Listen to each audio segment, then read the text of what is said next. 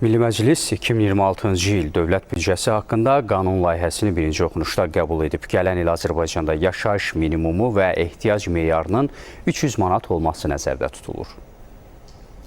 Dövlət büdcəsinin 40%-dən çoxu sosial yönümlü xərclərin maliyyələşdirilməsinə yönəldiləcək. Gələn il işsizlikdən sığorta fondunun vəsaiti hesabına 450 minə yaxın şəxs aktiv məşğulluq tədbirlərinə cəlb olunacaq.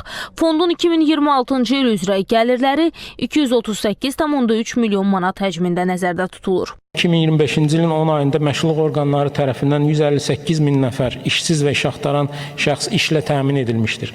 2026-cı ildə isə 170 minə yaxın şəxsin işə düzəlməsinə dəstək veriləcəyi gözlənilir. Əhalinin məşğulluğun təmin edilməsində əsas aktiv məşğulluq tədbirlərindən olan özünə məşğulluq proqramı növbəti ildə də davam etdiriləcəkdir və işsizlər sığorta fondunun büdcəsinin xərclərinin 29%-ni təşkil edəcəkdir. Növbəti ildə işsizlər sığorta fondunun vəsaiti hesabına 8 min, Dünya Bankı layihəsi çərçivəsində isə 7 min olmaqla ümumilikdə 15 min ailənin özünə məşğulluq proqramına cəlb edilməsi nəzərdə tutulur.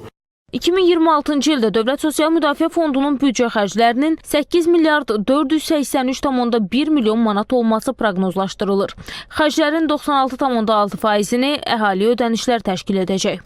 Əmək pensiyalarının orta aylıq məbləğinin 2025-ci ildə 540 manat təşkil ediləcəyi gözlənilir. 2026-cı ildə isə 590 manat olacağı proqnozlaşdırılır. Növbəti ildə yaşa görə pensiyanın orta aylıq məbləğinin cari ildəki 576 manatdan 53 manat artaraq 629 manata yüksəlməsi proqnozlaşdırılır. Gələn ilin büdcəsinin əsas xərc istiqamətlərindən birini ölkə vətəndaşlarının sosial müdafiəsi və sosial təminatı ilə bağlı məsələlər təşkil edəcək. Büdcə zərfinə daxil olan sosial paketin təhlili göstərir ki, şəhid ailələrinin, qazilərin və müharibə veteranlarının sosial müdafiəsi sahəsində dövlət siyasəti, onlara diqqət və qayğı növbəti ildə də davam etdiriləcək. Və yeri gəlmişkən xatırladaq ki, son 6 ildə həyata keçirilən 5 sosial islahat paketi 4 milyon vətəndaşı əhatə edib.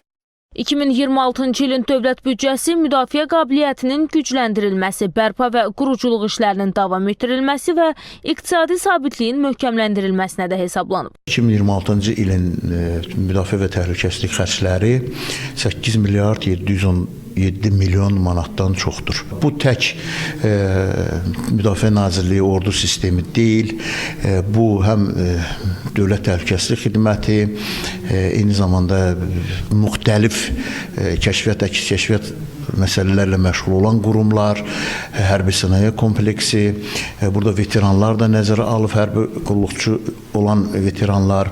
Yəni bütün bu problemlər mütləq şəkildə bu büdcədə öz əksini tapır.